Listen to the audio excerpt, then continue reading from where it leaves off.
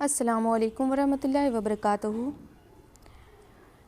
شعبان المعظم کی 15ویں شب کو جتنا ہو سکے عبادت میں مشغول رہنا بہت ہی افضل ہے، اور یہ بہت ہی پاک رات ہے۔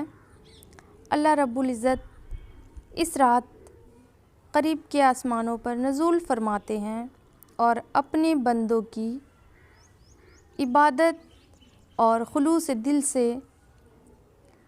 دعائیں مانگنا اللہ رب العزت کو بہت پسند ہے۔ یہ عشاء کے وقت سے آپ کو عبادت میں مشغول رہنا ہے، اور یعنی سحر کے وقت تک، صبح جو فجر کی اذان ہوتی ہے اور آپ کو نماز پڑھنے کے بعد ہی دعا اور عبادت سے فرصت پانا ہے۔ تو اس رات اللہ تعالیٰ اپنی رحمت برساتے ہیں، رحمتوں کی بارش ہوتی ہے۔ اللہ تعالیٰ چیخ چیخ کر اپنے بندوں سے یہ فرماتے ہیں کہ کوئی ہے جو ہم سے رزق مانگنے والا ہے، کوئی ہے جو ہم سے اپنی صحت مانگتا ہے، کوئی ہے جو ہم سے مانگ لے، آج میں ان سبوں کی مرادیں پوری کروں گی سوائے مشرکین کے، جو منافق ہیں، جو کینہ بغض رکھنے والے ہیں، ان کے علاوہ ہم ہر مومن پر رحم فرمائیں گے۔ آج ہم سے جو بھی مانگنا ہے مانگ لو، جو بھی پاک مرادیں مانگنا ہے مانگ لے، اور اس رات آپ کو جتنا ہو سکے عبادت میں ہی مشغول رہنا ہے۔ تو یہاں پر میں 3 سورتیں کے بارے میں بتانے والی ہوں۔ وہ 3 سوریں یہ ہے کہ سب سے پہلے عشاء کی نماز پڑھیں، نماز پڑھنے کے بعد اللہ پاک سے دعا مانگیں، تسبیح پڑھیں، اس کے بعد آپ قرآن شریف لے کر قرآن پاک کی سورہ، یعنی جسے قرآن پاک کا دل کہا جاتا ہے، وہ سورہ یاسین ہے، اسے 3 یا 7 مرتبہ ضرور پڑھیں، اور پڑھ کر یعنی اول اور آخر بار 3 مرتبہ درود پاک یعنی درود شریف بھی ضرور پڑھ لیں۔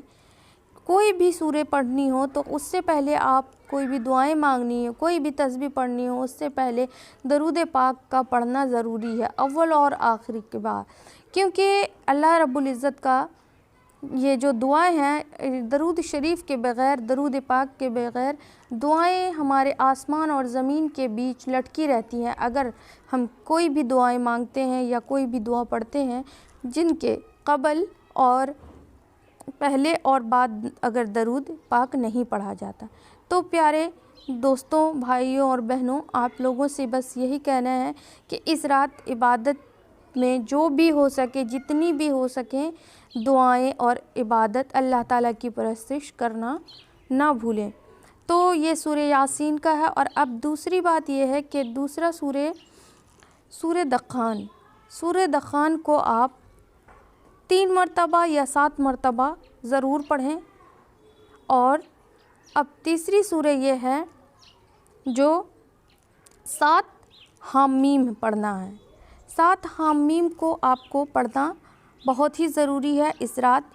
اللہ تعالیٰ اپنی رحمت سے نوازیں گے، جتنا بھی ہو سکے گا شب برات میں کی رات میں آپ کو عبادت کرنا ہے، نوافل پڑھنا ہے۔ نفل نماز اور صلاۃ التسبیح کی تاکید میں کرتی ہوں۔ صلاۃ التسبیح میں ایک بات یہ بتائی گئی ہے کہ اگر کوئی مومن مسلمان ہفتے میں پڑھتا ہے تو اس کو بہت ثواب ہے۔ مہینے، سال میں یا پھر زندگی میں ایک بار بھی جو پڑھ لیں وہ بہت ہی ثواب پائیں گے۔ اس کی تفصیلات میں آگے ویڈیو میں پوری طریقے سے بتاؤں گی، لیکن فی الحال میں یہ 3 سورے کے بارے میں بتا رہی ہوں جو کافی اہم ہے۔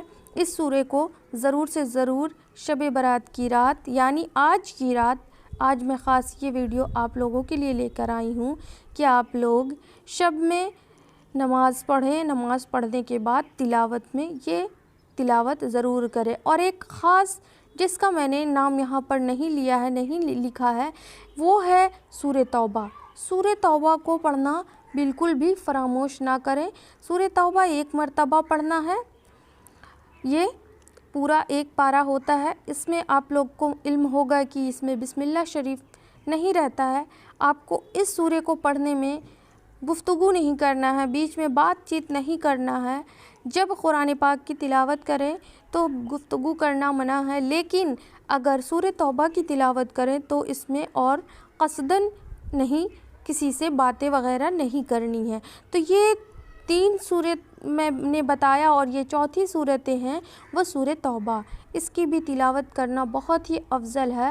جتنا ہو سکے اس رات عبادت میں سورہ پڑھیں اور استغفار کا ورد رکھیں، استغفار ہر وقت پڑھیں، باوضو ہو کر، ٹہلتے ہوئے، اٹھتے بیٹھتے لیٹتے، آپ جس بھی طریقے سے ہوں، اور اپنے گھر کے بچے بوڑھوں سبھی کو عبادت کے لیے تیار رکھیں۔ اللہ تعالیٰ آپ لوگوں کو عبادت کی توفیق عطا فرمائے، صحت دے، علم کی دولت عطا فرمائے۔ ہر مومن جو بھی حاجت مند ہیں ان تمام مومنوں کی حاجتیں پوری ہوں۔ اللہ پاک اس پاک رات کے صدقے ہر مومن مسلمان کی مرادیں پوری کریں، ہر پر رحم عطا فرمائے، اپنی رحمت کی بارشیں عطا فرمائے، آمین ثم آمین۔